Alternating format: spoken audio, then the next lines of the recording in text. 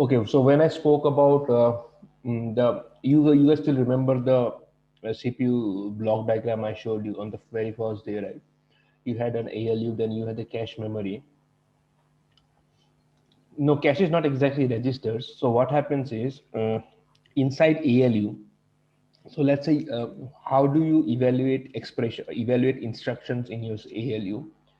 You take in two values and then compute on them, right? So based on the instruction, you would do different types of computations. It could be an addition, division, multiplication.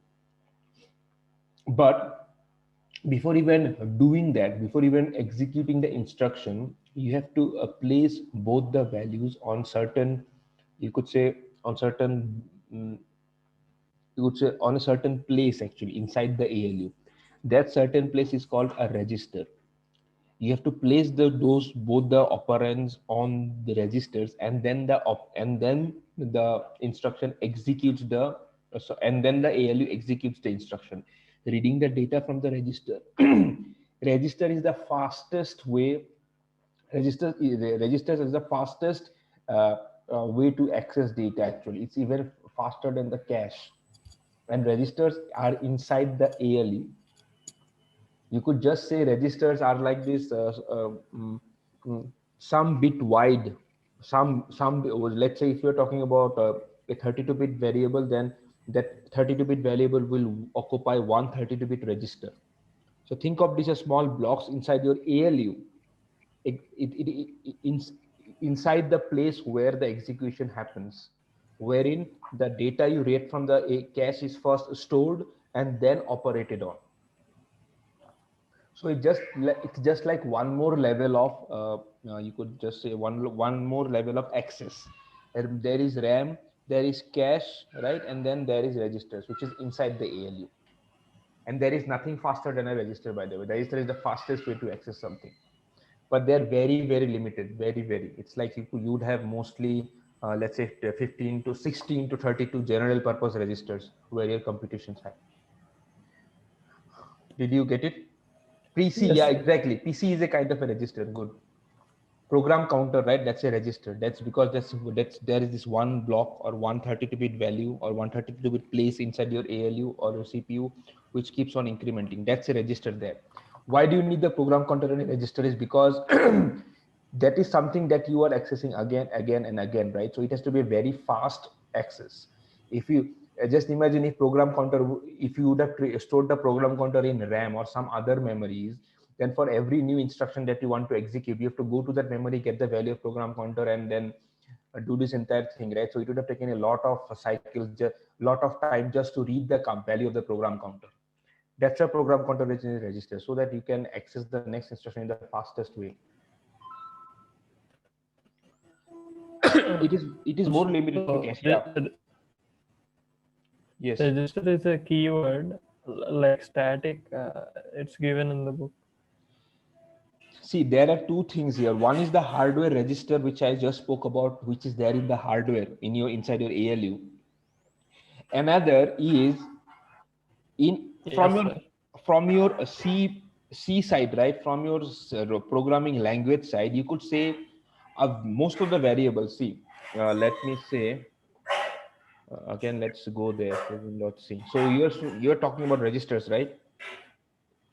Let me see if my, yeah, see, I get a green now. That means registers is a valid keyword in the language. That means it's definitely something, right?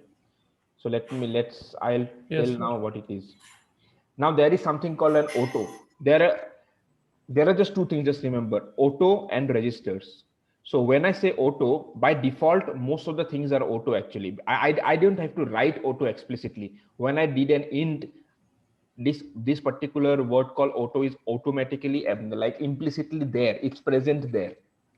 What is the auto? Auto means during execution, right, or during execution of the program, this variable could be present in memory, in cache, or like it could be present anywhere actually. It's you are not explicitly saying that it has to be present in a register. So let me tell, yeah, so how it works out is, for some instructions, maybe for some instructions you will that particular value, right, that particular variable, that particular variable would be stored in your RAM, right? First of all, it will be stored in your RAM, and from there you will read the value of the variable and use in your program during execution. So what the auto says is keep the variable value, like once it is done, right? Once it is done operating inside the ALU, keep the variable value in the RAM. I mean, whenever you want to access the variable again, you have to go to the RAM and get the value. But when you use the word register, right? When you use this, that means what it says is you should not trust too much on this, because if the registers are limited, right? Anyways, you cannot store all the variables in registers. So what does this word says? This word says that whenever you fetch a value the first time from the RAM, the value of the variable, then try to keep that value in the registers of the ALU, so that when you want to access the value next time, variable next time, you don't have to go out to the RAM and get the value again. This should be a very faster way of just keeping it in the register. And this register is, by the way, referring to the one of the registers inside your ALU, which is a very fast way to access. So this auto and register, right? These are called storage classes. Storage class. Just remember this word, storage classes. So when I set the storage class to auto, which is the default, actually the default setting. When you don't write anything before a float or int, right? By default, the storage class is auto. That means it goes to a RAM, and then whenever you access operate, it may again be present in the RAM. As in, it will be flushed out from your CPU the value, and then it will be staying. Anyway, it's staying in the RAM. But then once your cache or your register space is filled, that variable will be flushed out, and then whenever you are reading it later in the program, you have to fetch it from the RAM again.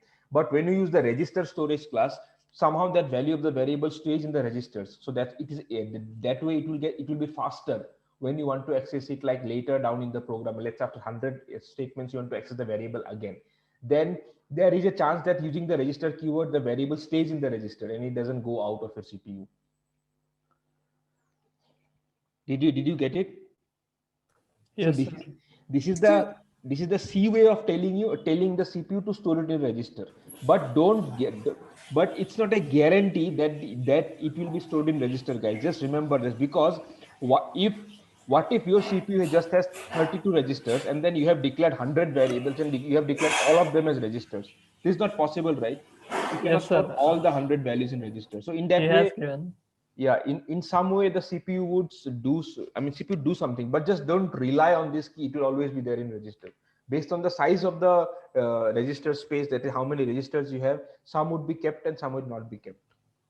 Yes, someone has a question. excuse me, sir. Yeah. So you said PC is one kind of a register. Yes, correct. So, but you said that the operands are written on the register, and the task of the PC is to find the address of the next instruction. Correct, yes. So, how are they both related? One of the purpose of a register, the purpose of a register is it lets you access a value in the fastest, that is the fastest way to access a value inside your CPU.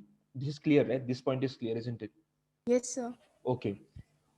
So when I was speaking about instructions, so you would want to access operands, right, in an instruction. So that's why you have to load the operands on the register and then you execute the instruction, so that the instruction executes faster. That's one use of registers. Another use of registers is to store the very important program. So this program counter, right? So program counter, you could say it's you could say this value helps your program in execution, isn't it? Do you agree on this? Yes, program sir. counter program counter ka value helps your program in execution, right? Yes, sir, because it helps in finding the address. Exactly, it helps you go to the next address where the next instruction is located. So since it's a very important thing which you need to execute on instruction, and you don't want your CPU to go somewhere outside, right? As in outside is execution unit, maybe, to go and fetch the value of program count. That's why it keeps the value in registers and keeps and increments it. Similar to program counter, there are some other things also which helps your programming. There's a stack pointer, there's a frame pointer. You will see all these things later on, maybe in the course. So these things also help your programming execution. So these values are also stored in registers. So apart from storing operands for instructions, the most frequently accessed, maybe you could say, uh, the most important values which helps your program in execution, those things are also stored in registers, so that your program latency is not affected. So you are using registers for two things here. One is for executing instructions, and another is for storing things which helps your program run faster. Did I answer your question? Yes, sir. Good. Sir? Okay. Yes. So once the program is terminated, the variables got deleted from register or they stay there? No, they're deleted.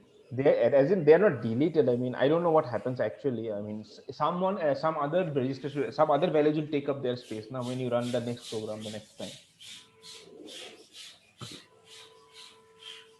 You could think of it as like they are deleted. That's it. To keep it simply. Okay. So we are set, right? On the questions. Yes, sir. Okay.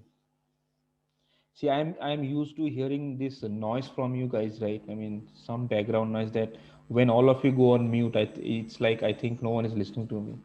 So it's better someone put some background random noise so that I feel better. Yeah, okay, sir. I'm just kidding. So it feels like I'm speaking to someone. Anyway, so let's start today. Now, who has put the background noise? Yeah. For now, let me mute you. I will put you on unmute. Yeah. Good. Okay. So let's start. As in with today's discussion. Okay. So one important. So today I plan to go into the same discussion on variables and scanf mostly. The kind of issues that you guys were seeing in the lab with scanf, specifically scanf, that when someone had an issue of like I type something and then the space comes up and what's the issue with what's happening down there. So I will touch that in the shortly. Before that, let me just ask you something. So I have a program opened in front of me. Okay, so now can you guys tell me what will be the output of the program? So these are C aptitude questions. So when you are attempting, let's say, programming interviews, right, later on, like during your placements, so what would they ask you from the C language? They would ask you these kind of aptitude questions. It's like trick questions, and it has to do with your knowledge of how the language or how the programming language works. So these are like aptitude C questions, and you will find these kind of questions everywhere on the internet. And these kind of questions are also asked on GATE kind of exams, right? Competitive exams when it comes to the C language. Yeah, tell me what's the output of this? 4 and 5. 4 and 4. 4. 4 and 4. 4 and 5 and 4. 4 space 4. 5 and 4. 5 and 4. Yeah, 5 and 4. 5 and 4. okay. So whoever was saying 5 and 4, can you explain why 5 and 4 is the correct answer? Yeah. Yeah, actually, I mean, last lecture you have told that the execution takes place from right to left. Correct. So here, where it is written that I equal to I plus 1, it will execute first, and I will be allocated the value of 4. Correct. I mean 3 plus 1, and then it will allocate j to the value of 5 by 4 plus 1. Correct. And then the ampersand d, first it will allocate to 5 to the left one, and then it will allocate the value of I, that is 4, to the right ampersand d, and then print 5 4. Correct. You're absolutely correct. So do you guys get the explanation, or do I have to explain it again? You guys get it, right? So the evaluation order of printf is how does it get evaluated? So you have to work from right to left. So this happens first. I equals to I plus 1, and then I gets incremented by 1, so it becomes 4. Then you use I here again, so it becomes 5 now, because 4 plus 1 is 5, and then that value gets assigned to j. So these two expressions are done now, these two. But then what's the mapping order? The first percentile stands for this, second one stands for this. So that's why 5 and that's why 4. Let's verify this. It's a general question. Yeah. This execution order from right to left is valid for all the lines, no? For what? I mean, not for only printf, it's valid for all the lines of code, no? Yes. Why? Because if you just see this expression here, I equals to I plus 1, this part gets evaluated first, right? And then you do, once this gets evaluated, this value is assigned to I. That means you have executed this part first, which is on the right, and then you went left, so right to left. Okay. Okay, sir. Yeah. So yeah, so I think sir will cover this in the next class. Oh, by the way, guys, this might be my last lecture, so I think sir could take your lectures from the next week. So if you have any doubts on the things that I have covered, you can ask me by the end of today's lecture. Sir, Yes. sir, is it just that the execution works from right to left, an assignment operator or an all operators? Yes, I was coming to that. Yeah. Yeah. So just a heads up on the kind of, yeah, the sir will be taking the lectures from the next week, most probably. And then, yeah, so I will be there, but then I'll be taking your tunes and then addressing your doubts in the TA hours. Yeah. So I got a question asking, is it always right to left? So that depends upon, there are two words here actually. So one is, there's something called associativity. I can't even spell it. Okay, anyways, leave it. So associativity, the word, what does the word mean is, whenever you have sequence of operators, right? So what is this here? So that's a sequence of operators, isn't it? You have a equal to, then you have a plus. So you have to first, so there are two words actually. There's something called associativity and there is something called precedence. So can you someone explain, like spell out associativity? Okay, good. Associativity and precedence. This is something to do with operators and how you are, how the operators come into play when lot of them are together. These two words make sense when you have a lot of operators and they are somehow put together in the same expression. For example, if I would have in the same thing, if I would have had, let's say, I into, let's say I have one more variable called z equals to 5.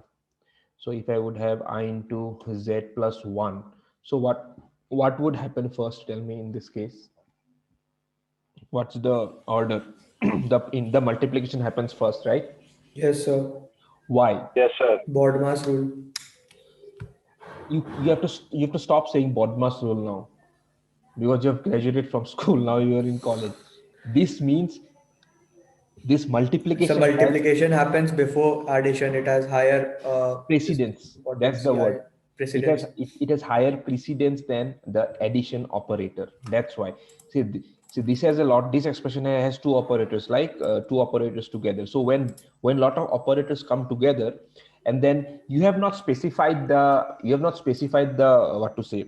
So there is a way in which you could override the precedence. You could just put a parenthesis and say. So in this case, since you have put this thing in bracket, so this would happen first, and then the multiplication would happen. So by putting brackets, you are overriding the precedence. You are making the plus more important, having a higher importance than the multiplication by putting parentheses.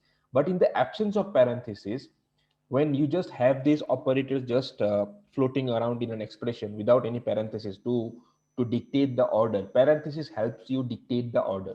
But without a parenthesis, the language has to set the importance of the operator. So that's what precedence mean. Now what will happen first is a multiplication followed by an addition, right? So remember, this is what precedence mean. And one quick question, guys. So do you have a follow-up class today, like after 10:30? No, No, sir. sir. Okay, so I can like go to 11, right? Sorry, after when does this end? It ends 11, right? Yes, sir. Okay, so this class might go till 11:30 today because I have some very technical things to cover today.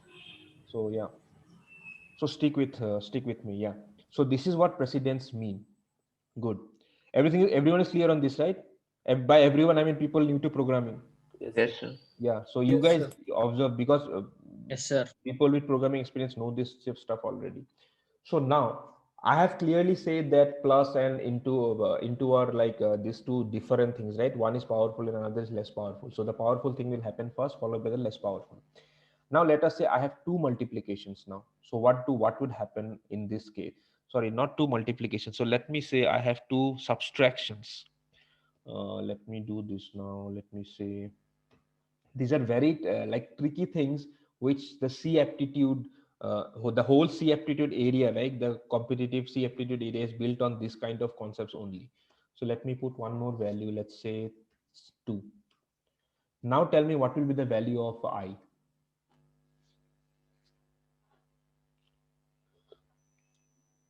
See, there are only two ways for this to happen. Either it happens from this left to right, or it happens from right to left. That is, first this thing gets subtracted, and whatever is the output of this gets subtracted from I. So let us actually see in what order it is getting evaluated. We can just verify that, right, by just printing I. Sir, one thing to ask, here minus is not the property of a number, or is it just an operator? No, I am treating minus as an operator now. You cannot put a minus with a variable just like that and say now it's a negative value. If you want to use a negative value, you have to use it with a constant. You have to use it a number, not a variable. Remember that. Whenever you use it with a variable, that means you are using the subtraction operator, not the negative sign. Okay. So what is the output? Let us see what is the output. Did someone take note of the numbers? It's -4. Good. So then what was the order then? How did it get evaluated? Left to right. Can you come again? Left to right. Left to right. Why left to right? Right. Okay, good, good. I'm having, yeah. So I heard enough left to rights. Good, you guys are getting it. So what happened here? So if you just say in the comments, so what happened is first this thing happened, right? Now let me put parentheses and just to explain to you guys. So I minus, so what happened left to right? So this part happened first, isn't it? So what is the value of this part? I minus 5 is what? Z is 5, right? -2. -2. Okay, so that means it's -2 minus what is C here? 2. 2. Okay, so it's -2. It's -2. So just see, whoever was asking me about that issue, right? So then the output from this is a -2. Remember that. And this is the negative. It is the subtraction operator. It's not -2 after that. It's a subtraction operator because on the right hand side there is a variable, not a number. So -2 means -4. So clearly now you can see, right? Now the order is what? It's no longer right to left. It's left to right now. Why is it left to right? Because this is what the associativity of the operator tells me. Associativity means whenever you have a lot of similar power operators, similar which have all the same powers, in that case what should be your evaluation order? Because then you have to set the evaluation order, right? Otherwise the compiler will just get confused now. Should I do it from left to right or right to left? Because both the operators have the same power. In this case they are the same operator in fact. So this is what is the associativity of an operator. In what order should you execute the expression when you have a similar power operators? Precedence means precedence is quite simple actually. When you have a lot of operators, whoever are the powerful operators, execute the operands first, execute the instructions surrounding those operators first, follow and then execute the less powerful ones. So there is this whole associativity and precedence table actually. If you just go to Google,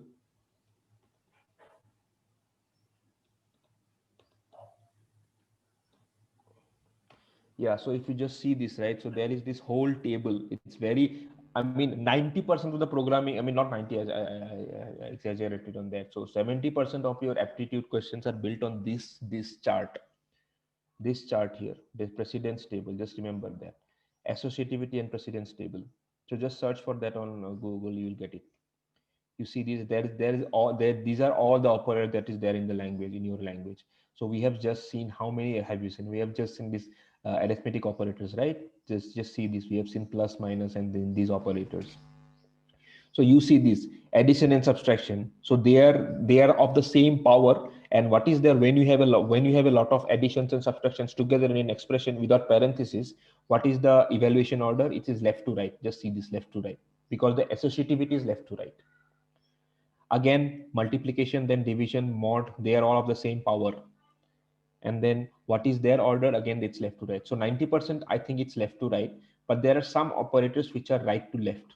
So these kind of operators. Remember the size of, some people call it operator, some call it function. So here they are treating it as an operator. So these are right to left. Are you guys clear? Can you guys hear me? Yes, sir. Good. Yes, sir. So Clear. यहाँ पे Sir, what is this type operator in the bracket? Okay, I'll come to that bit. See, यहाँ पे देखो, just look at this part here. There is something called an assignment operator which you have already seen, right? इसका what is its associativity order? यहाँ पे क्या लिखा है associativity? It's written right to left, isn't it? And that is for associativity. That means, what does it mean? That means if I have something like this, Be assigned to the right hand side part. I equals to z equals to c. तो यहाँ पे क्या होगा? What will happen first? Value of C will be assigned to Z and value of Z will be assigned to I. Exactly, you are correct. This is what will happen. Why? Because इसका जो associativity है, that's from right to left, right? That's why. So value of C will go to Z first, and then value of Z will go to I after that. So this is the evaluation order. So just be very clear on this. And then for that, you have to remember this actually more. I mean, when you do this kind of problems, and when you face this kind of problems, just refer to this table, then you could figure out what's the output. Okay. So this is what it is. So this is the list of table operators actually that's there in the C language. I think this is the entire list. So how many have you covered? We have covered the assignment operator. Sir, what is this bitwise operator? These are extra operators which you would see as you would progress more into the course. I mean, let me know the entire that's what I was speaking about in the last lecture, right? So whenever we are doing this discussion, I will be spelling out some operators. So till now, because these operators did not come up, that's why I will not cover them. But then when the discussion comes up, you will get these operators also. What do these operators do? You will get to know about these operators later on. यहाँ पे I got a question asked saying what is this type operator, right? So remember in the last class what I did, I did a casting. If you remember, there was a typecast, right? So what was a typecast? Do you remember the word typecast? Yeah. Yes, sir. So that is what the type operator means. That is also an operator, by the way. That casting is also treated as an operator. Okay, good. So I think I have explained this is a very, very important concept. So just try to work around this. Just try to write some examples and get a feel of what associativity and precedence actually mean. I mean, it means what I've explained, but then just to get a feel of it, right? Just write some programs and try it out for yourself. As in, what output are you getting, and is it correct as per the associative precedence rule? Why do you need this rule? Who sets this rule? This rule is required these rules are required to prevent ambiguity, right? You understand the word ambiguity, right? Ambiguous. Yes, sir. If there would have been a lot of operators and then all of them have the same power, and so not same power as in you don't know there is no associativity rule in the language, then in some run you would get something else, in some run you would get something else, right? Because there is no order in which the compiler will execute the instruction, or the CPU will execute the instructions within that expression. And this particular expression, just remember, this is not going to be executed in a single instruction in the CPU. This will be broken into multiple instructions, and the order in which the instructions will be executed is decided by these associativity or precedence rules. They are called associativity and precedence rules. Just remember this word. Good. So let's go ahead from that concept. So first concept of today, associativity and precedence rules. Good. Excuse me, sir. Yes. So what is the comma operator? We have been using comma, but what does it do? Where are you using comma? So we are using comma in printf, right? Exactly. We are using comma in printf. Now, comma is not an operator. Why is it not an operator? I mean, the dumbest answer is like, यहाँ पे दिख रहा है क्या? Oh, it's not there, right? Or is it there? So it's there, the last one. So at the bottom there. Oh, it's there. My bad. Why did it come up here? And it's the least precedence. Least precedence. So let's not worry about that. Sorry. Yeah. I'll explain. What the comma operator is. You see, comma operator, it comes into it comes alive when you are dealing with functions. Just remember this. When you are dealing with functions, the comma operator comes alive. Why? because printf is a function, right? You guys are clear on this, right? Printf is a function. Yes, sir.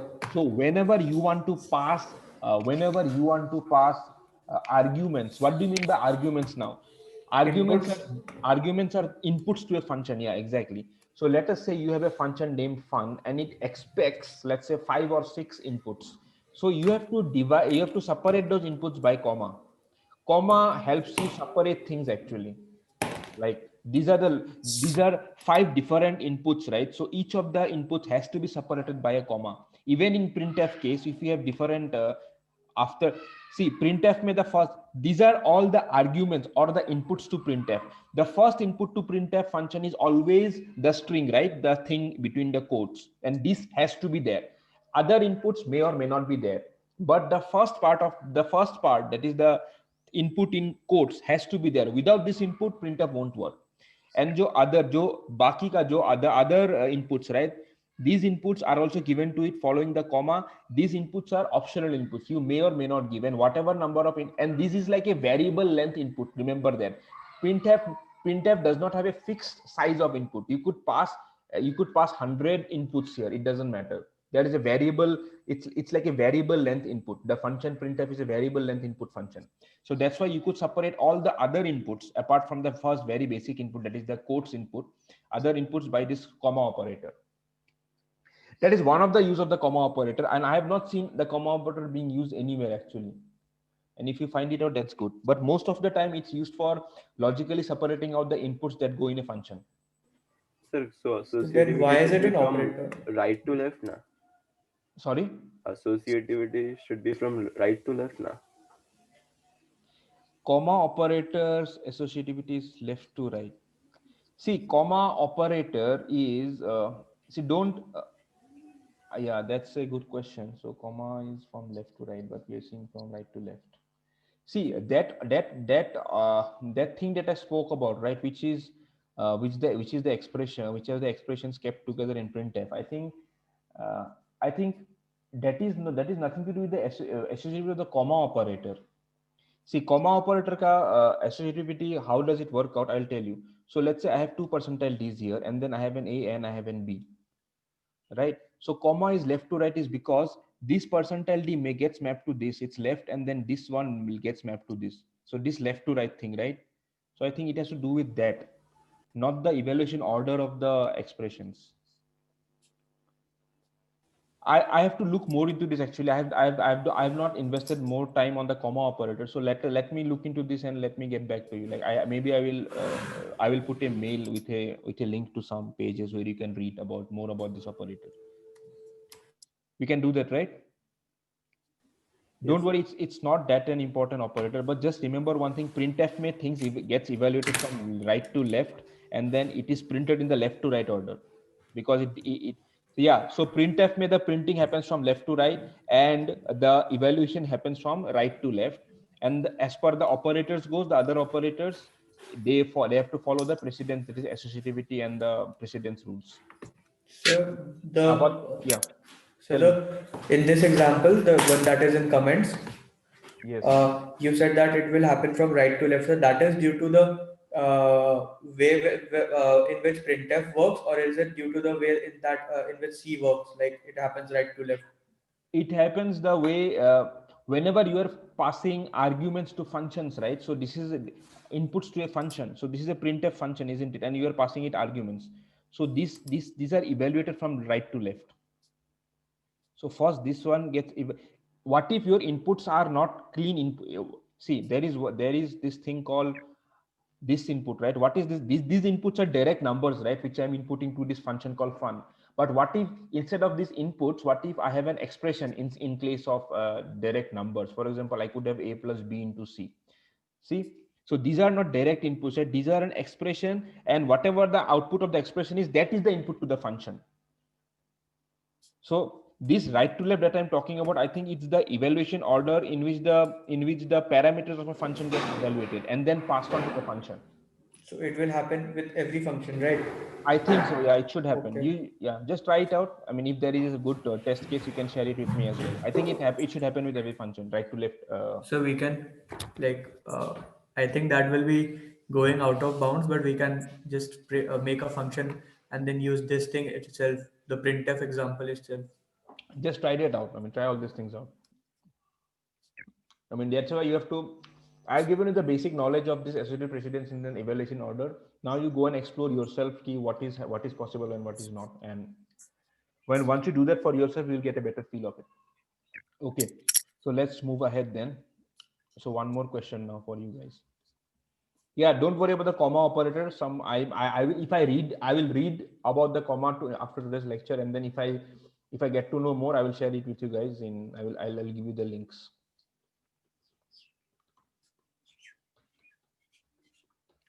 What will be the output of this program? Sorry. Nothing. Error. Let us see. But this program looks interesting, right? You have to type. I'm sorry, I have not declared. I have said it as print. If it as printf. So what is the output? I see a hello 7. Why do I see a hello 7? See, just like any other function, printf is also a function. What does printf do? So it returned the length. It returned the number of things it prints in the screen. Other than printing it on the screen, printf function also returns how many characters did it just output on the screen. If you just look at this line here, since this will get evaluated first, right? This entire thing will get evaluated first. But then you are calling a function here instead of an expression. Till now we were writing expressions here, right, in this place, or directly using variables. But now here I am calling a function, and that function happens to be printf. So what happens? Remember, this part will get evaluated first. What do I mean by evaluation? For an expression evaluation, you get an output. When I say a function evaluation, it means the function will get executed, right? So the function will get executed here, and then it will print hello. And then what will it return? It will return 7. Why 7? Because 1, 2, 3, 4, 5, 6, 7. Along with these 2 white spaces, there are 5 more characters, right? So there are 2 white spaces here. That is 1, 2, and then 5 characters here, which makes it 7. And that 7 value is then linked to this percentile D, and then it gets printed. But what is the order of printing? First, the hello gets printed, because first this function gets evaluated, right? And function evaluation means function execution. And then this part gets printed, which is the 7, which is how many characters we have printed. Is this clear, guys? Yes, sir. Sir, please, just an example. You can put slash and after hello. Oh, why do you want to do that? Just want to see, I mean. How many characters are there? No, yeah, that's it. See, it came to 8 now, right? I mean, it is also counting slash and as a space, right? Yeah, it will count. It will count whatever number of characters you have put inside this. No, I mean slash and are taking 2 spaces, but it's still counting it as 1. No space. Who told you space? Slash n is 2 characters. Slash n is 1 character. When you go to the ASCII chart, right? Don't you remember the ASCII chart? If you go to the ASCII chart, there is a slash n entry, right? Okay. Yeah, so slash n is 1 character, which has a value of 10, I think. Yeah, slash n is 1 character, which has value 10. Yeah. Is that clear? Yeah. Okay, okay. So then someone can complicate your life even further. So यहाँ पे if you go inside and then यहाँ पे you write let's say then you can do more things actually. If no one does these things, but then you could do. Wait, let me finish this. And then you could have C plus D. C equals to 2, D equals to 3. Yes. See, now if you run this, what happens? Okay, I know I was missing some parentheses somewhere. Where did I miss it? Sir, in the end. In the end, right? Yeah.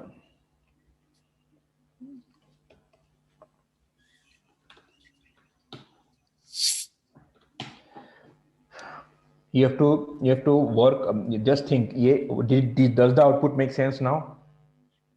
X equals to 5 first came first, then hello, then 7, then 9. This came first because this is the most. This is the thing which is buried right first deep inside. Why? Because if you look, this is the first function. This is the first thing. This is the main function here, printf, right? There is one more printf inside it. This will get evaluated first now. Now there is one more printf inside it. This will get evaluated first. That's why this expression came out first. And then how many characters are there here? Just count whatever number of characters are there, that will be printed here, and that many number of characters will be printed here. So you have to follow this nesting. This kind of questions can get really complicated, like when you put 3-4 concepts together and print it out like this. This makes sense, right, for all the people? Yes, sir. Okay, good. So just remember, printf returns something, printf returns something, and what is that something? That is how many characters have you printed to the screen. Just remember that. Good. So let's now go to. So can we use this for the number of digits in an integer? Like, I think you can find it out. Good. But you can just print it out now. You cannot. You cannot use that number later on, right? Because all that you can see is that how many digits are there in the output. But then you can to just find out digits. Yeah, correct. If you try to find out, then you can do that. But then you cannot use that value anywhere else in the program, because printf will just print it, right? It will not store it in a variable. Yes, sir. Excuse me, sir. Yes. So didn't you initially say ki the statements inside the printf get printed from left to right? Yes. No, right to left. So they get executed from right to left. They get printed from left to right, right? Yes, left to right. But then this is not one printf, right? Yahan pe, how many printfs are there? 1, then 2, and 3, right? So what is the innermost printf? This is one printf, right? The entire thing is one printf, and then there is iska jo the second parameter of that, the second input is also a printf, and for this printf, its parameter is also its input is also a printf. So the input which is most deeply inside, which is most like the innermost printf, that will get evaluated first, right? Are you having trouble in understanding this? No, sir. Do you get what I'm trying to say? Yes, sir. There are a lot of printfs. It's not only one printf, right? In which you send the evaluation order left to right. Yahan pe there is a lot of printfs. And what is the first printf that gets executed? The printf, which is the innermost printf. Yeah. Yes, sir. Because from that is where you have to start your execution from, and then go all the way up to the first printf. Okay, sir. Okay, just remember this thing. Okay. Now let's switch gears and go to scanf. Yeah. So printf will always print. Is there no way like we can only count and then it won't print? Printf will always print. Now whatever is between the quotes, right? These things, whatever is between this, it will print. It will give you that output, that how many things have you printed between the quotes. So if you don't have anything between the quotes, then it will not give you anything. Now it will just say 0. No, like I want to just count how many digits are there in let's say hello. So yes. And I want to store it in a variable. Can't I do it without printing hello in the output? But you want to use printf for that. Acha, so there's no way without using using printf that we can do that. No, there is no way, na? Because to print, the only way for you to know how many characters are in hello is to print it first. Then only you would know, right? Okay. So when you print it, that means it's out in the terminal, and then you have already printed it. Okay. Yeah, that's a good question. Yeah.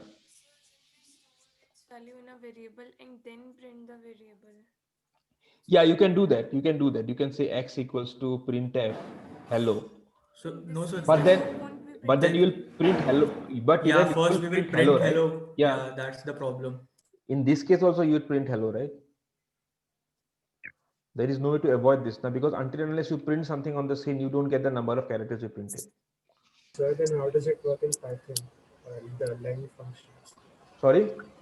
How does it work in Python? We can store it in a variable, like x is equal to len something. No, Are we you can talking do about? that in we Are can you do that talking? in C, C++ as well. There's another function for that, but I was talking about printf. There's Yeah, yeah. So don't ask about Python right now. I mean, let's not go there. So ठीक है. So let's yeah. So that this is it about printf. So let's go to scanf now. Scanf में is the one where you are having a lot of issues, right? So यहाँ पे scanf देखते हैं कि क्या हो रहा है. Sir, there is a function called char length for that, I guess. I don't know if there is any function called char length. I mean, it's in C++. Let's not go there, man. That's what I'm telling you. C++, there are a lot of functions. It's not a very basic language to start with. So you would know, someone would know some functions, some other would know some other functions. So it doesn't, yeah, बहुत बड़ा है C++, so let's not go there. See, the beauty is when you know less and you can do more with those things which you know less, right? Which you know less of. Whenever you are using a function, you know that you have a function to do this, you just write that function. But you have to do something without a function. That's where the challenge is now. If you want to count the number of things without using some function, knowing a function is not a big deal because someone would tell you a function use kar lo and then you just get the output. That's it. Okay, anyway, let's go to scanf now. So I'm already out of time, I think. Yeah, so let's me write a program actually first. Let's say 0.c. Okay.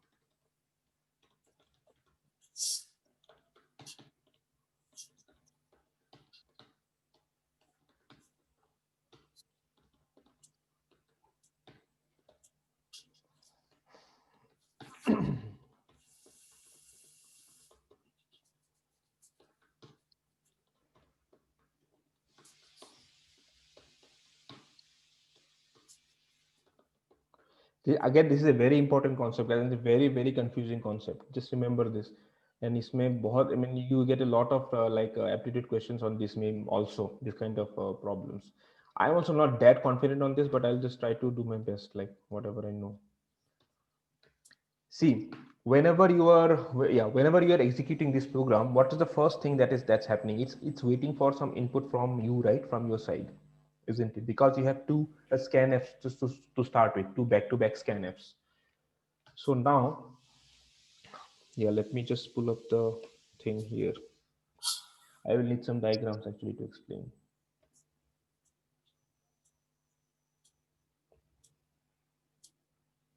And these discussions you won't even find in the internet like this. The discussions that we are going to have now. Okay, so like pardon my drawings. I'm just going to draw some really bad diagrams out here now. So assume this is your keyboard here, and then you are trying to type something, and then this is your program here. Where is your program running? Your program is running on the CPU, isn't it? With some memory attached to it, and the memory is in the RAM, right? So this is what your program looks like, and this is what your keyboard is. Yeah. So what does your keyboard have? Your keyboard has all these numbers at A, B, C, D, E, F, right? And then you type some things on your terminal on the keyboard, and then through your bus, again going back to the first class, through your bus, these characters are going to your program. Your program is reading them and maybe storing them in memory. So when I made that statement that it is reading them, the program is reading the input from the keyboard and storing it in memory, there is a very special place in memory where your whatever input you're typing from the keyboard gets stored. That memory, let's me color it. So yeah, so RAM is also part of it, by the way. So I've just drawn this big part system here, the CPU somewhere here, and let's say this is where the RAM is. So let me not confuse you guys. So let's say this is where the RAM starts, and then here the CPU is here somewhere. So in the program's memory, which is the RAM, there is a buffer. There is a buffer. This buffer is also called, it's called a scanf buffer. We can call it the input buffer, and you could call, I mean, some people could call it something else, but just stress on the word buffer. This is called a buffer, which will which is like the holding area, which is like the holding area for the characters that you have typed in from the keyboard. Is this picture clear, guys? This buffer in your program's memory in the RAM is like this holding area for these characters to live in, the characters that you just typed in.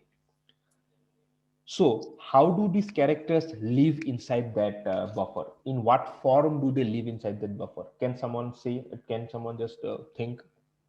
In what way would these characters be stored in the buffer? ASCII. ASCII, correct. These characters would be stored as ASCII texts, ASCII values. For example, A would be stored. This buffer is just like a byte buffer. For example, this buffer has a lot of bytes inside it. I mean, let's say it's like a 32 byte buffer. And then 32 byte buffer can hold 32 characters, right? Because one character is what? One character is 1 byte long. The first A would go to the first byte here. So let's say this is the first byte here. Then A would be located here. And then the second character would be located in the second byte of the buffer. The third character would be loaded in the third byte of the buffer. And similarly. And in what format would they be stored? They will be just stored as characters. Sorry, not characters. They would be stored with their, whatever, their ASCII counterpart, that is ASCII value. For example, for capital, I think it's 65. So in this byte, you would have the value 65.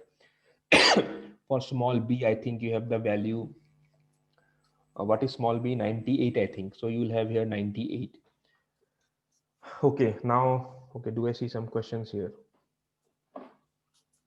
Yeah, good. So this is how it is getting stored. Now, and again, it goes on. So at some point in your program, what you'll do is, what do you do then? Once you are typing things, then what is that one character? Then you say, okay, now read. You would have one \n, right? Somewhere at the end of your buffer, as in whenever you're typing stuff, this is how the things are going inside, and then the buffer, it is getting stored in the buffer.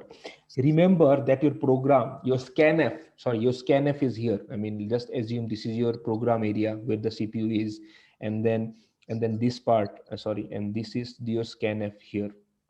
So yeah, so this is your scanf. This is your scanf function, which is in your program. So this scanf has not read the buffer yet. The buffer is just getting populated. The buffer is just getting populated with the data, with the characters that you are typing in from the keyboard. The moment you say \n on the buffer, that is when you press an enter, the character is also part of the buffer now, right?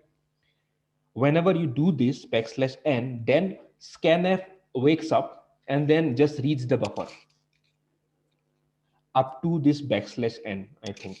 Scanf will just wake, whenever you press enter, scanf wakes up. Before this, scanf was just lying dormant, like that function was just there. I mean, your program was just hanged on that place, right, where scanf was there, as in scanf was not active, and then you are typing things. When you press enter, the buffer is like, it's a signal that goes to scanf to read the buffer now.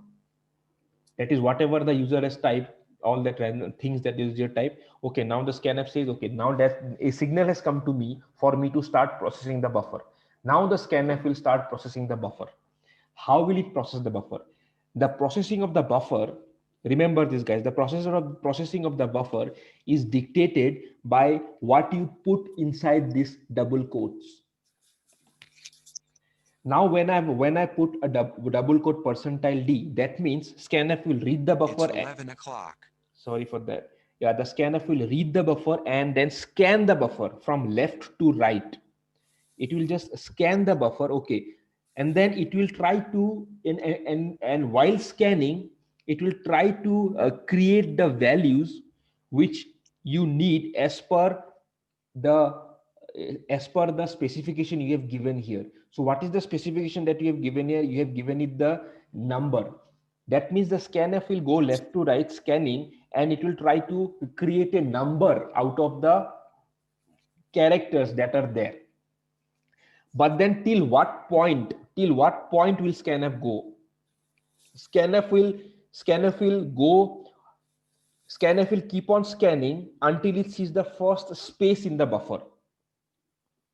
For again, if you come to this example, so then there will be A, B, C, right? And then there will be space now. Whenever it sees a space, it sees a space, then it will try, then it will, whatever it has read till now before the space, it will try to map that red part of the buffer to the type of the input that you have given here, which is a integer in this case. So yeah, so let me try one small thing here. So let me do this now. So is this clear, the how its scanf works out with the buffer? This particular picture here, is this clear?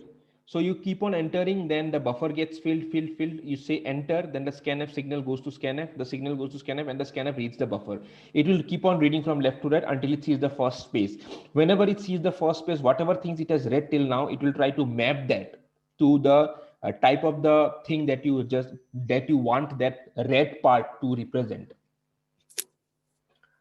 Any questions on this? Excuse me, sir. Okay. Yeah, tell me. Sir, in the scanf function, if inside the quotes, like if we have added spaces or something, when we are giving the input, we have to match those spaces. No, that's what I will come to that now. I'll come to that. So let me say, yeah. So there is an important thing here. Okay.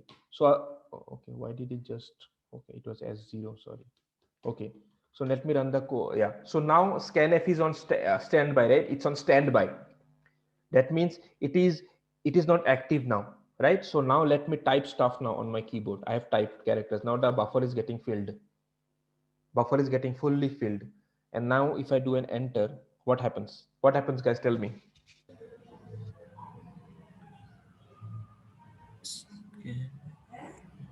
This is strange, right? So once I do a %out, now I'm just typing things from my buffer. That's it. My buffer is getting filled here. And then when I say an enter, I have sent a signal to scanf, start scanning now. And then when it and when it scans, right, it gives me these two big values. What are these two big values? But my program was not supposed to behave like this, isn't it? How was my program supposed to behave? It was supposed to take one input from the key, one input, and then go to the next input and then print both the inputs. But what happened in this case when I gave this very big buffer as input? Sir, mind that the second input in both the cases is exactly similar, just with a difference of 1. Oh, let's not. Don't try to make sense of the output, but then the output is wrong, right? This is not what you expected now. First of all, you were expecting some numbers to. I mean, a number came up, but then these are very big numbers. Let's do one thing instead of maybe it has reached its capacity and then moved on to refresh it and then type the next number. Not exactly. So let's put numbers, in fact, because we are expecting numbers, right? 1 2 3 1 2 3 1 2 3 1 2 3. Let's put these numbers. Yeah. Okay. So now what happened? It is expecting the second input. Yes. Do you see this now? Anyways, I typed in a very big number. That's why it got overflowed, and then this wrong thing came up in the first place. So that's not an issue. But then when I was typing numbers, right? You see, when I type number, when I type even let's say I typed a very big number, right? A similar behavior did not happen. See, that means when I pressed an enter, it waited for the second input, which is in this case I can enter another number. Why is this -1? Because this big number cannot be represented by an integer. That's why in -1. But then in clearly in this case, when I am typing in numbers, the scanf is actually behaving as expected. But then when I type random characters, scanf does not behave as I expect. Why? Can someone? Sir, type random characters. I mean, few random characters, and then see what happens. Yeah, that's it. Achha. Okay, still. Sir, it identifies the spaces. Before that, a very important trick for you guys. You can actually find out how many values has the scanf read successfully from the buffer. Just remember this. How many characters has the space? Remember this discussion, right? Scanf will read stuff. This picture is clear, guys, right? Yes or no? Quick. Yes, sir. Yes. Yes, sir. So when Yes, the scanf is scanning this yellow part, right, and then it is consuming some characters. So similar to printf, scanf will also return you something. What is that return? Scanf returns how many values was it able to read successfully. So that means, let's say int, this discussion will get complicated, guys. That's why I told you, give you a heads up. Int x and int y. So sorry, int x and int y. So x will hold how many characters was this scanf able to scan from the buffer successfully. So first, before that, so let me just print out x and y and let's see what happens. Printf. Let us see what's the return from scanf. Just like the return from printf, let us see what it gets, what gets printed out. So to format it properly, let me put 2 backslash n's and 2 backslash n's.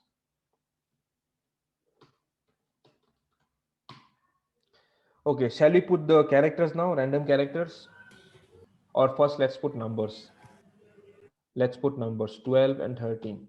See, when I put 12 and 12, two numbers, that means in both the cases, the scanf, the first scanf read one number successfully from the buffer, that is 1.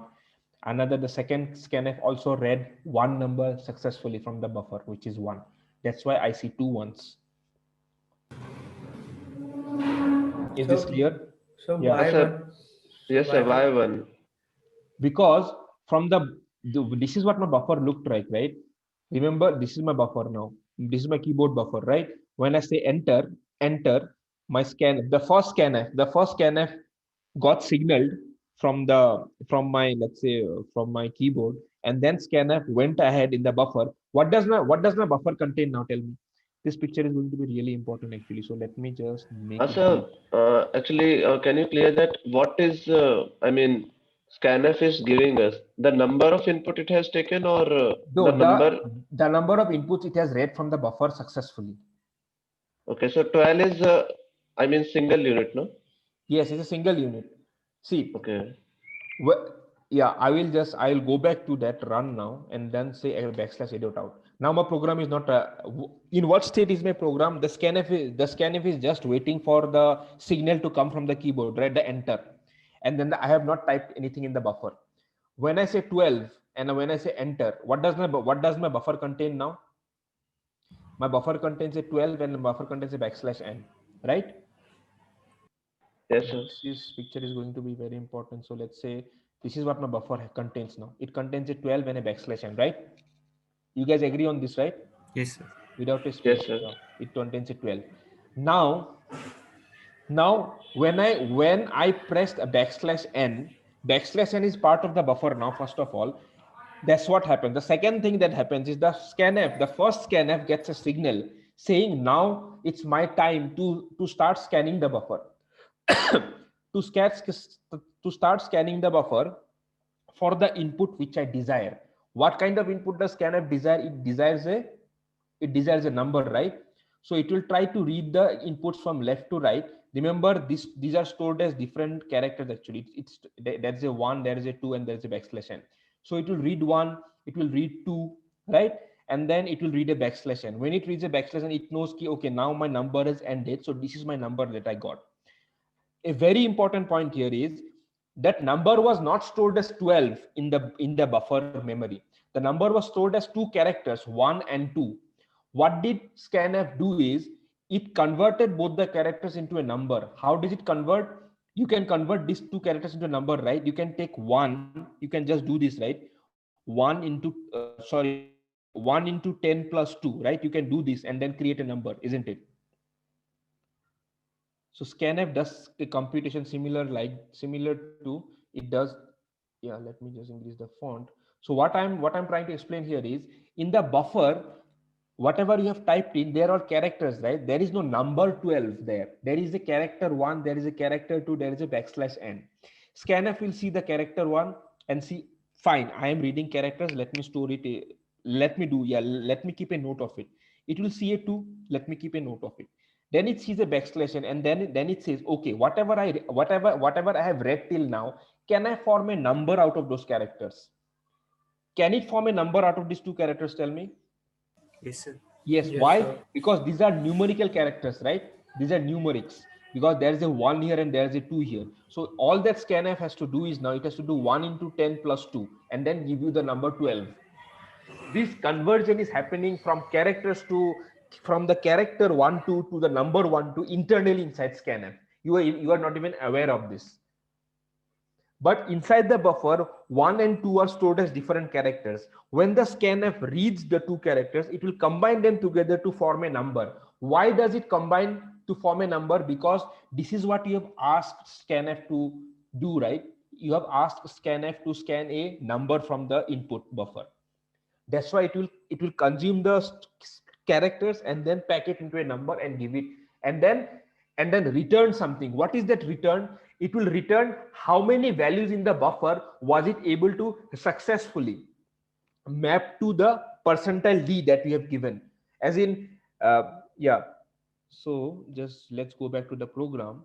So here you have 1 percentile D, right? 1 percentile D. That means it was able to map. It was able to map one input correctly because there is 1 percentile D. That's why it gave you a 1. Is this clear, guys? Let me just do one thing. Let me put one more percentile D and let's see what it returns now. Let's say A, B, and C. Let's see now what it returns. See, now I say 12, right? Are you guys with me? 12.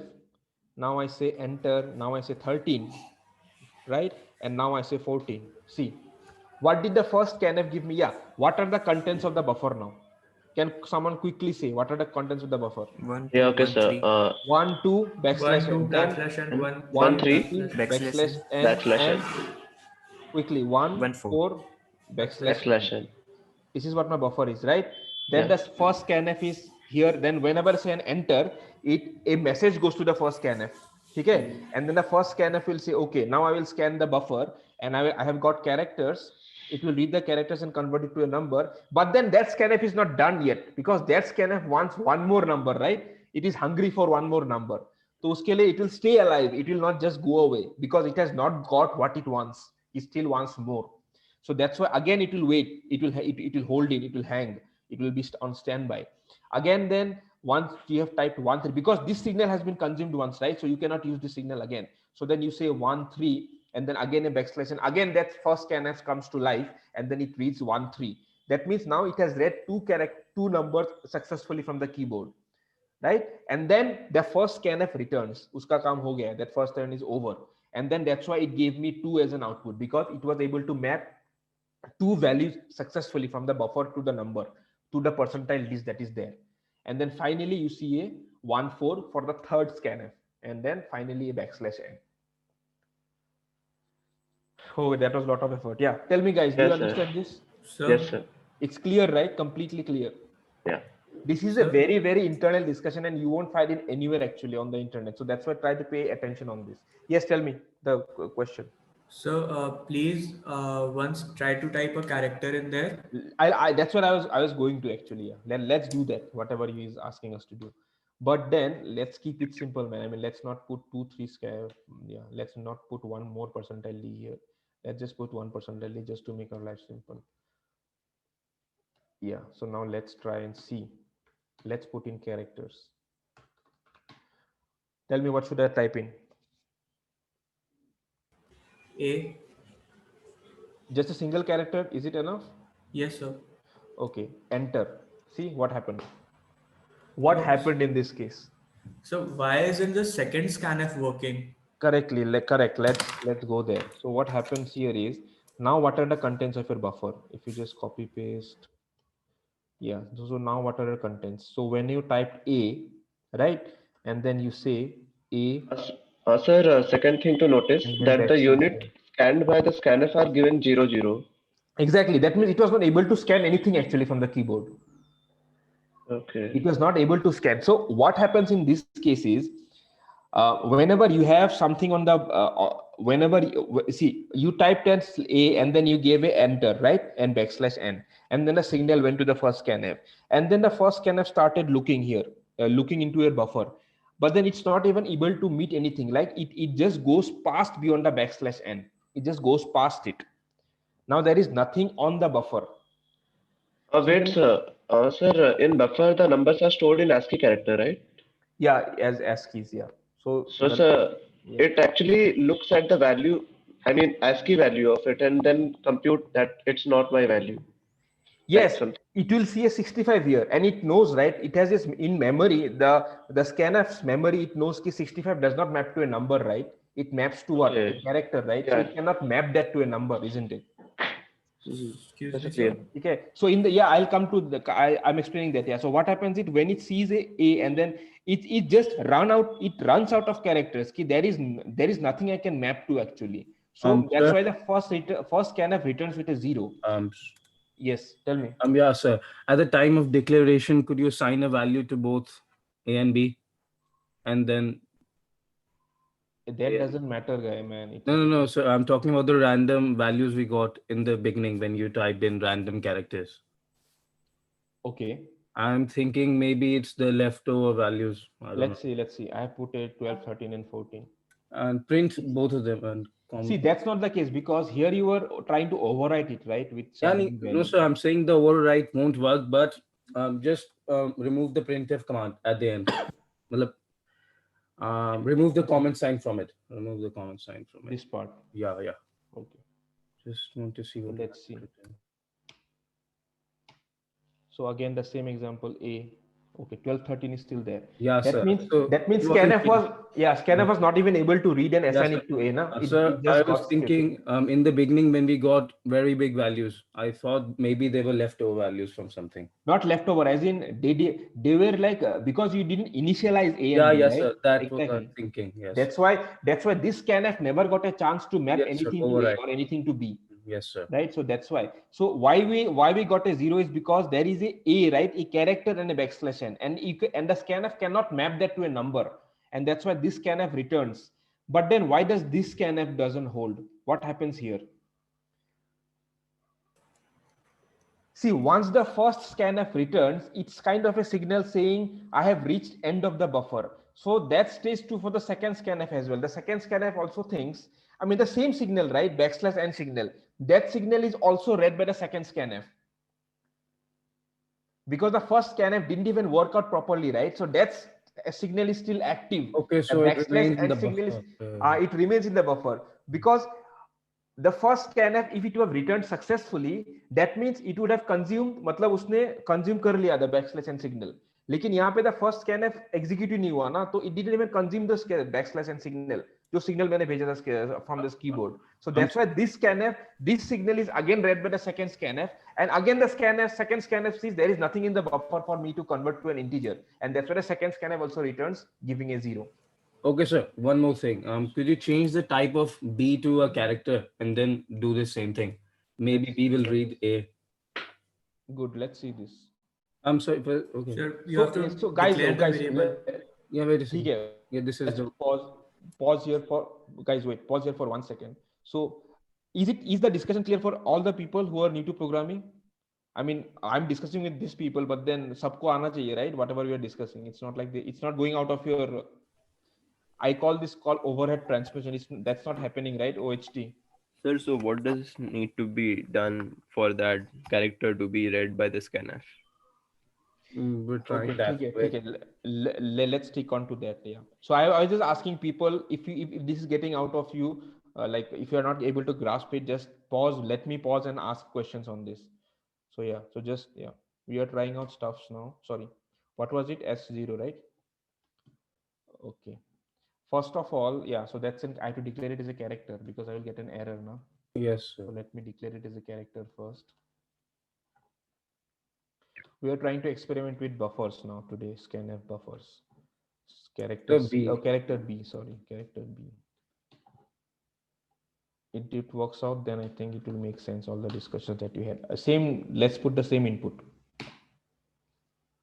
Did you get it? What happened? Yes. The second scanf read 97 is the ASCII code of A, I guess. Yes, because the A is there in the buffer now, so it read A. Yes, sir. Yes, sir. Okay.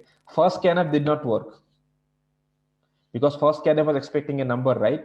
But in the second scanf, second scanf mein buffer was there. Sorry, second scanf mein A was still there, residing in the buffer. So the second scanf picked up A happily and then it returned because it just needed one character to execute properly. So that means that scanf will ignore any value that is not that it's not assigned.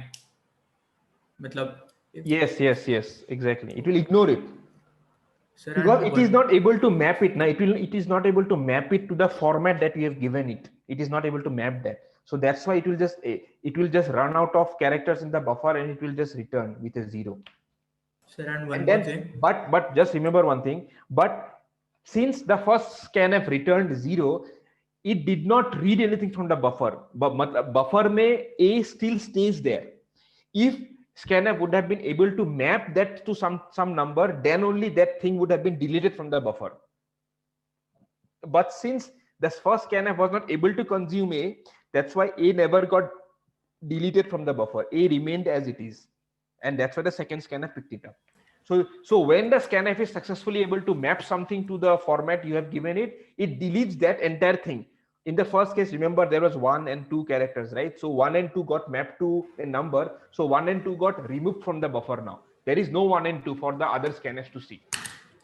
Yes. Sir? Excuse me, sir. Tell me. So one more thing. In printf, if we have a character and then we write %d and then we write the character, it prints out the ASCII value. Why isn't it doing in the scanf the same thing? Like when we are writing A, why is it not taking the ASCII value as integer? Yes. So why would it take the ASCII value? First, remember I told you now that all the scanfs is on the buffer is characters, right? So the scanf's logic works something like this. So it knows that it has to, whenever you use the %c, it will map the ASCII on the buffer to the variable directly. There is no translation happening there because there is a %c there. So whatever is there on the ASCII in the buffer, that will be directly mapped to the variable b. Is this point clear? Yes, sir. Now, if there is a %d, that means it cannot map the ASCII, right? It cannot map the ASCII to this variable because there is a %d, there is not a %c. So it has to convert the ASCII value to a number, and then it has to give that number to the variable on the right. No, but if that thing works in printf, why isn't it working in scanf? But because scanf is trying to make sense of the input that you have given, right? Printf is all that printf does is just print it out. There is no logic behind printf. Now printf does not convert your ASCII. It will just print out the ASCII. If you have a number, then it will just print out the number as it is.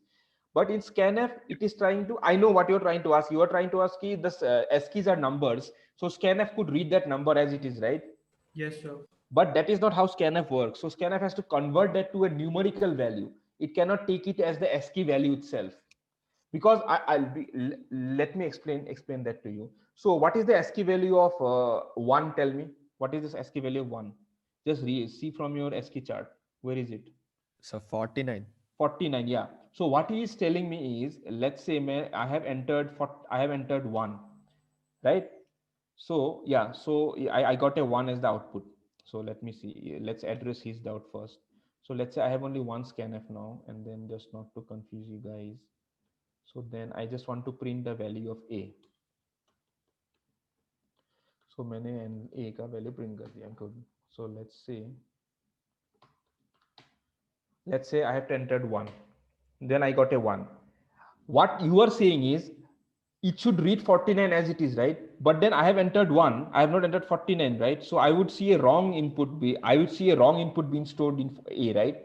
Because 1 ka ASCII is 49, not 1. So it cannot directly take the ASCII and assign it to. I know ASCII is a number, but it cannot take that number directly and assign it to a variable, because visually you have entered a 1. If your thing would have been true, then A may 49 would have been stored, not 1. And that is a clear wrong thing, right? Because you have entered the value 1, not 49. Okay, so now does it make sense? I mean, sir, the value is, processed in ASCII and then stored in its numerical form. Exactly, it's stored in a numerical form, and Okay. storing and converting from ASCII to a numerical form is really simple. I'll tell you why. What is the ASCII of 0? Just someone just tell me from the key from the 48. 48. So whenever you see a numerical ASCII, you just subtract 48 from it and you get the numerical equivalent of the ASCII. So 49 minus 48 is 1. What is the ASCII value of 250? 50 minus 48 is 2. So scanf is doing this internally. It will just take the ASCII, subtract 48 from it and get the numerical value, numerical equivalent of that. Sir, won't ASCII value coincide? I mean, like A has 65 and the same 65 will also be present with 26. I didn't get you, man. What you're trying to say? No, but I mean, then only the first 10 things will be stored with ASCII numbers, right? Then there will be like 2 ASCII characters for that. Yes, for 65 there will be 2 ASCII characters, the 6 and 5. okay. It will not be one ASCII, right? 65. No, I get it. What I'm trying to ask. Yeah, okay. Yeah. Okay, good. So I think Sir? Yeah. Sir, in this question, if we would have written a third integer z and scored which is equal to scanf, and it would be returning %c, percentage character, and the address of c, then what would be the answer? I didn't get you, man. What you're trying to say? Sir, What should I do? Tell me. Sir, you should write a third line. Integer z is equals to scanf, %c in double quotes, and then ampersand c. Okay. Then what? Now what will happen? We have to print out something. What do you want to print out? X, Y, Z. Yes, sir. Take them. What happens? That's a good thing. Let's see. Sir, just write the character A when it asks for the input. No, sir, it's just a warning. You can ignore that. Here let's not show you guys warning when I'm doing these very basic programs. ठीक है, तो अभी क्या करना है? A करना है and then what? It just enters. See, so third character was also read successfully. Now tell me what did the third scanf read? It read a character, but वो कौन सा character था? What character did it read? Sir, it read A. The first one read nothing because उसमें percentile D था. Second one read A, right? Third one, अब what is left in the buffer? /n. So it reads /n because /n is also character. If you don't trust me, I know you guys don't trust me. So let me do one thing. So let me print A, B, and C ka value. Now we will see. Let me say A, B, and C. I'm just kidding. Yeah. So let me say now we will see the ASCII values nicely. Let's see. Remember the first line will say how many characters. Second line will say what were the values that were read. Yeah. Again A. See. 12, I think 12 does not mean anything. Just don't read 12. See, this is for the second scanf because the first one just read some random number. So don't go there. Yeah, sorry. Why is it 12? Sorry. That's my bad. Because A was initialized to 12, right? Yeah. Because this scanf never executed correctly. And that's why no value got inside A. Okay. So then when I say A, just work out the contents of the buffer. When I say A, what is there in the buffer? A and \n. First scanf didn't happen, 0. Second scanf read A, that is A, the number, the character, that's why 97.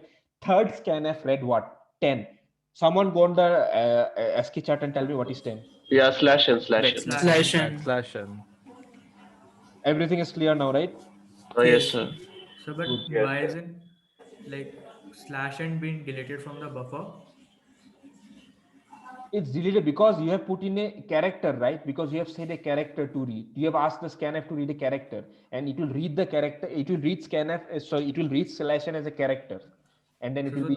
That means if we have to take 2 or 3 characters, it won't be possible. Why it won't be possible? Because then the second scanf will just take /n every time. Yes, but then there will be only one character. Now after that, there will be no scanf, right? There will be nothing, right? Let's come to that. How will take multiple characters? Yeah. So is this discussion clear on this scanf, this part at least? whatever is there in the buffer, how it gets consumed. Sir, I have a doubt. Wait, I will come to the multiple characters thing. I also have it. Sir. Yes, Hello? tell me. Okay, sir. But guys, just remember, I have 15 more minutes because the next class starts at 12. So Okay? just take in a single character and then instead of inputting a character, just input enter key. That's it.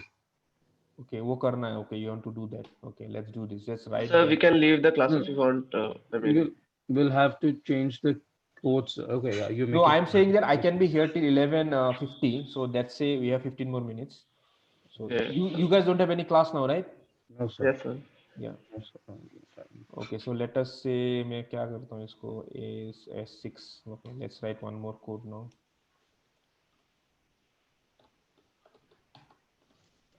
मेरे को I have to do fast because I have to show one more thing to you guys. What do you want me to do? Character C, right? Yeah, And then The bracket is wrong. percentile. हाँ ठीक है. I'll fix that. Sorry. And then scanf percentile C and what? Character C. Yes, character C and then and C, and then you want to print it out, right? Yeah, and then just enter. Enter a number. Enter key. Just enter key. Okay, good. So let's say percentile. Okay, let's see the SK equivalent always. Yes, sir. That way we would know क्या है वो. ठीक है. Let's say क्या था 6 S6 dot C. Good. See, हो गया ना? Okay, sir. Okay, sir. Okay, good. Is this clear? So if we enter a number here, then the same would occur like in the previous case. No, if you enter a number, then what happens? Now I have entered 12, right? So how many characters are there in the buffer? There is a 1, there is a 2, and there is a \n. Remember, I have put a percentile C, so it will just read 1 now. And what is the ASCII of 1? It is 49. That's why you see a 49 here. Scanf, the buffer still has 2, the character 2 and a \n. Is this clear? What if even the /n is completed, sir? /n is what? Even if the /n was read by scanf and there is one more scanf. Okay, so you mean to say if there are multiple scanfs, right? इसके बाद भी there is scanf. So let us do that then. Let us have one more character. So yeah, so now you guys tell me, man. Now you can experiment with a lot of things. Let's say Y, Y, and P, and then you have one more character C, D, and E, right? So Abhi, now I'm not going to answer. You have to say what is the answer. C, sorry, ये क्या है यहाँ पे? C, D and E, okay? And then we say percentile D. Good. Now let me run the code. Okay, now I will run it. Now I have entered 1, 2, okay, and then enter. What should I get as output? 49, 50, 10. Good, you guys got it. Try again, sir. This time try 1, enter, 2, enter. That's it. Okay. 1, enter. That's all, sir. Then you won't exit now. You will not reach the printf because now enter 2 and yeah, 2 and then another enter. Okay, so it did accept it. Yeah. Okay, so got it, sir. Why is 10 in the middle, sir? Because there is a \n after 1 now, which the second scanf consumes, right? There are 3 scanfs, right? See, that's why these questions get really tricky. So you have to work out the contents of the buffer always. यहाँ पे buffer contents क्या है? What did I enter? Tell me fast. What did I enter? I entered 1 and then \n and 2 and \n, right? How many scanfs do I have? I have 3 scanfs, right? For 3 characters. The first scanf will do this 149. Second scanf will scan by \n. That's why there is a 10 there. That's why there is a 10 there. And the third scanf will scan 2. And that's why there is a 50 there. Okay, if it's a number, then if it's %d, then it will leave the /n and then it will go to the next 2. Yeah, so let's do that. That's a very good Sir, point. can you explain why are you taking %C in all 3 scanfs?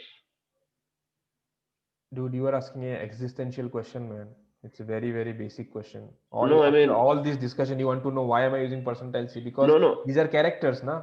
No, I know that these are characters. I'm just asking that it is storing individual values. I mean, from 12, it is storing 1 and then 2. Yes, correct. That because I'm using correct percentiles, right? I'm using %C. That's why it's storing 1 and then 2. If I would have used a percentile D, then it would have stored 1 and 2 together and made a number out of it.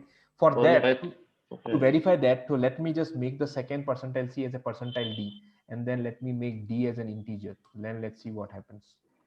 Okay, now let's work out the contents of the buffer again. So GCC S6.C. Shall we put the same input or something else? Same input. ठीक है, तो let me say now अभी buffer का contents, what are the buffer contents? 1, okay, 1, 2. Okay. Did it make sense? Yeah. Now work it out. 1 first scanf consumed, backslash n did not get consumed, 2 get consumed, and then finally third one, backslash n. The second scanf completely skipped the backslash n because backslash n is not part of a number, right? Okay. Yes, sir. Why isn't it kind of doing something crazy like the last time when we were just entering? So percentage C reads only one character from the buffer, and percentage D. Percentile D reads multiple characters, makes a number out of it until it sees a white space or a backslash n. I'm sorry, could you run the program again, this time with something else? Wait, let me answer the question first. Yes. So someone was asking a multiple characters thing, right? Sir, percentage D even takes slash n. No, it does not now. Did you see it, right? Percentile D to the 2 number here, it did not take backslash n, right? Backslash 1 is not there, na? Backslash n is passed to the next scanf. Yeah, okay. That's why you see a 10 here, right? 10 here, yeah. Okay. Yes. So did I answer the question now, as someone was asking about the multiple characters? But still, how do we take multiple characters without the backslash n? Without this thing? I mean, okay, let me put multiple characters in a single line. You wanted me to ask this, right? You wanted to ask this, right? Yes. Multiple characters. So let's do this now. You see, now you guys know basic things. Now you can experiment it out yourself. Now let me put multiple characters. Up, dekhte hain what happens.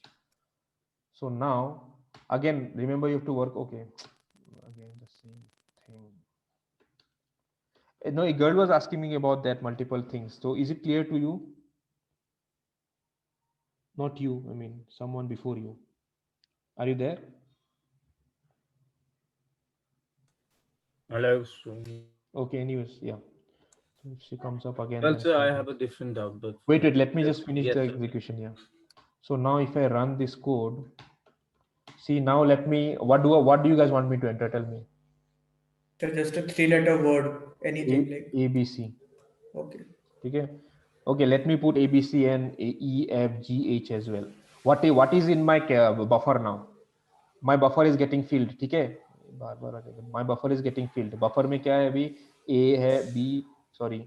A, B, C, then D, E, F, right? And then finally backslash n. I have not put in a backslash n. Okay, there is GH as well.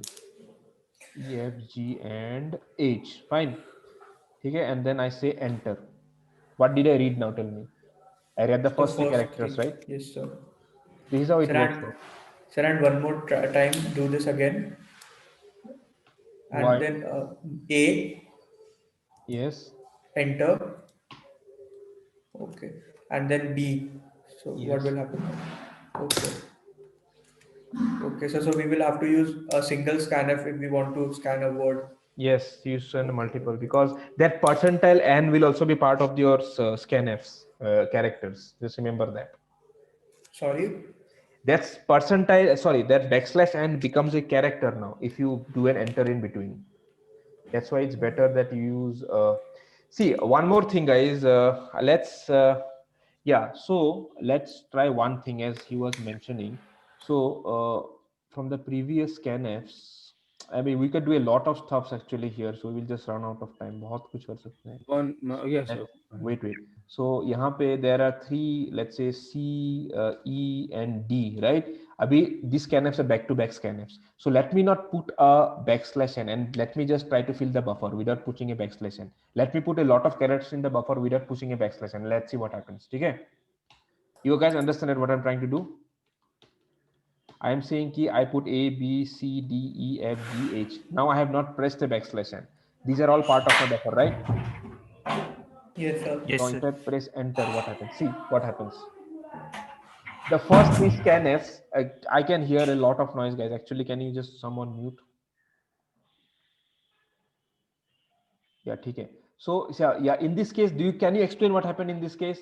The buffer has a lot of characters, right, to satisfy all the printfs. Sorry, to satisfy all the scanfs. So that's why even with one \n, it got all the characters properly. So it's not like if you want to input multiple characters, that should be all in a single scanf. यहाँ पे भी हो गया ना? It's just like don't make \n part of the input. If you do that, then \n will be read by one of the scanfs as a character. Here I did not make \n as a part of the buffer, right? I have a lot of numbers and I didn't make \n part of the number. Sorry, part of the buffer. When I finally did a \n, the buffer has a lot of characters to feed all the three scanfs, and they are happy. They just read the first three values, first three characters. Okay. Sir, and the out now. Yes. And the So yeah, that question on multiple characters is completely clear now, right? Yes, sir. Yes, sir. Yeah, Okay, sir. okay. One more thing, sir. Could you go back to the program file? I guess. Yes, sir. Change d back to int, sir. Change What? d Yes. d variable back to int. Yes. Then In the middle one, try to input d. Yeah, and the last one e. And then try. Try what? Tell me. Yeah. So yeah, run it. I'll tell the Yeah, output. tell me. Yeah, tell me. Type a. Okay. Enter. B. Enter. 12. Okay, no, it worked. Okay, fine. You cannot beat scanf, man. Scanf logic works. Don't No, worry. no, no, sir. It was I was saying back then the middle scanf ignored /n, right? To take in a int. Okay, but it's working, right, as you expected. No, it is not. I was thinking